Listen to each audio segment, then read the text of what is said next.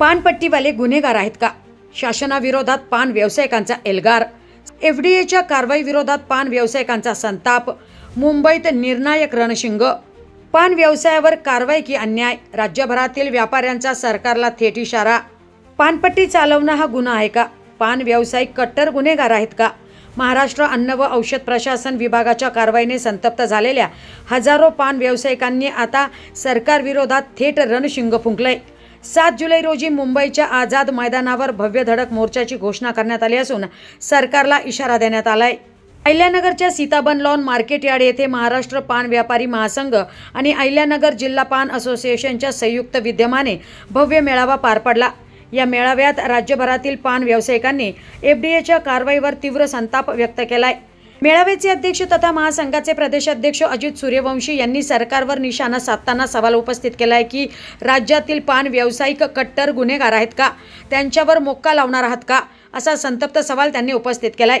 या बैठकीत व्यावसायिकांवरील कारवाया, परवाने आणि विविध अडचणींवर सविस्तर चर्चा झाली. त्यानंतर येत्या 7 जुलै 2026 रोजी मुंबईच्या आझाद मैदानावर राज्यव्यापी धडक मोर्चा काढण्याचा एकमुखी निर्णय घेण्यात आला. या मेळाव्याच्या अध्यक्षस्थानी महाराष्ट्र पान व्यापारी महासंघाचे प्रदेशाध्यक्ष अजित सूर्यवंशी यांच्यासह अहिल्यानगर जिल्हाध्यक्ष फैयाज तांबोळी, तुषार मेहत्रे, गणेश जाधव, आबा काळे, समीर शेख, साहेब तांबोळी, राजेंद्र बनसोडे, गणेश शिंदे, महेश मुर्तडकर यांच्यासह पदाधिकारी, होलसेल व्यापारी, पानपट्टी धारक, फेरीवाले आणि मोठ्या संख्येने व्यावसायिक उपस्थित होते. दरम्यान आता सरकार या आंदोलनाची दखल घेणार की पान व्यावसायिकांचा आझाद मैदानावरील एल्गार आणखी तीव्र होणार, याकडे आता संपूर्ण राज्याचं लक्ष लागलंय. राज्य सरकारने जे काय निर्णय घेतलेला आहे, तंबाखू असेल किंवा गुटखा असेल, गुटख्याला तर आमचा पाठिंबाच आहे. महाराष्ट्र पान व्यापारी महासंघाचा, महाराष्ट्र पान व्यापारी राज्यव्यापी संघटना नुसतं आमचा व्यावसायिकांचा उपजीविकेचं साधन असलं तरी पण समाजाचं हित डोळ्यासमोर ठेवून आम्ही 2012ला महाराष्ट्र पान व्यापारी महासंघानं गुटखा बंदीच्या आदेशाचं आम्ही स्वागत केलं, समाजाचं हित डोळ्यासमोर ठेवून. परंतु 2013ला राज्य सरकारनं परत गुटखा सुगंधी तंबाखूवर पण बंदी आणली. सुगंधी तंबाखूवर बंदी आणल्यानंतर राज्यातील आमचे पान व्यावसायिकांचं कंबड मोडण्याचं कट कारस्थान या कायद्यानं केलं. त्याच्या विरोधातही मोठ्या प्रमाणात आम्ही आंदोलन केलं. माझं सरकारला आणि अन्न औषध प्रशासन अधिकारी मुंडे साहेबांना विनंती आहे, कुठल्याही जर तंबाखूवर कॅन्सर होत असेल किंवा अन्य काय आमच्या व्यवसाय निगडीत असणाऱ्या गोष्टीमुळे जर कॅन्सर होत असेल, आज तुम्हाला माहीत असेल की फळभाज्या असतील, अनेक प्रकारच्या भाज्या असतील, धान्य असतील, आता स्वतः तुकाराम मुंडे साहेबांनी राज्यामध्ये धूमधडाका चालू केला आहे.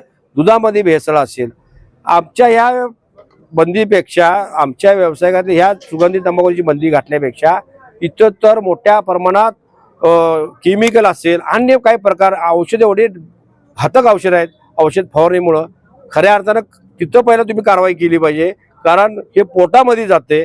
लहान मुलं बाळ सगळेच खातात, याच्यामुळे कॅन्सरचं प्रमाण वाढलेलं आहे. गुटखा बंदी, सुगंधी तंबाखू जर तुम्ही बंद केल्यामुळं काय फार मोठा काय पराक्रम केला असं मला वाटत नाही.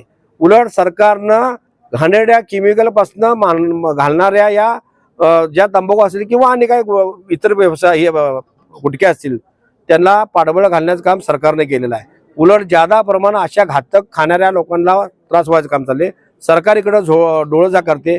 पूर्ण सरकार आणि अन्न औषध प्रशासन महाराष्ट्रातील जनतेचं दिशाभूल करण्यासाठी, वाहवा करण्यासाठी ह्या कारवाई चालू आहेत.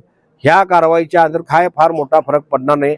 आम्ही सरकारच्या विरोधात उद्याच्या 7 जुलै रोजी मोठं आंदोलन करतोय, कारण जनतेमध्ये आणि WHO आणि ज्या सिगारेटची कंपन्या आहेत यांनी सर्वे केलेला आहे.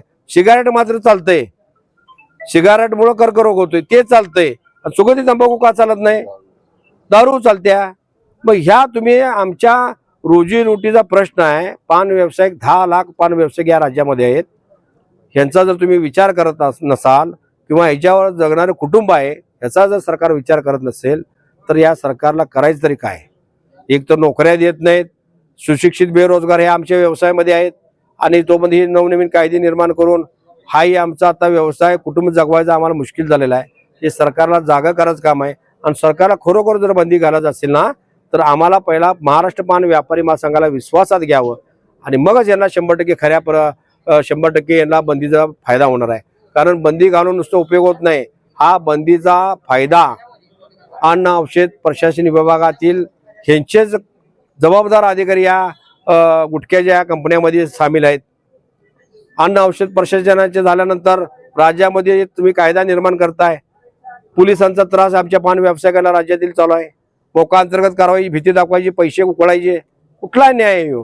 आणि अशाने 100% बंदी होणार नाही आहे. आणि या बंदीला खत पाणी सरकार आणि अन्न औषध प्रशासन विभाग घालत आहे. आणि हे मोडून काढण्यासाठी राज्यव्यापी आंदोलन घेतलेलं 7 तारखेला आझाद मैदानावर.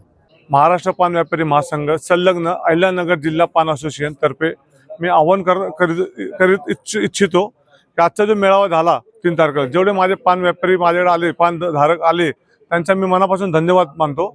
आणि येणाऱ्या 7 तारखेला मुंबई आझाद मैदान या ठिकाणी सर्व पानधारक आणि अहिल्यानगर जिल्ह्यातील पान असोसिएशनवाले जेवढे बी माझे पानधारक आहेत त्यांनी जास्तीत जास्त सरकारला दाखवण्यासाठी आपली ताकद काय आहे पानाची, तर ते सर्वांनी तिकडे उपस्थित राहावं सकाळी 10 वाजता. धन्यवाद.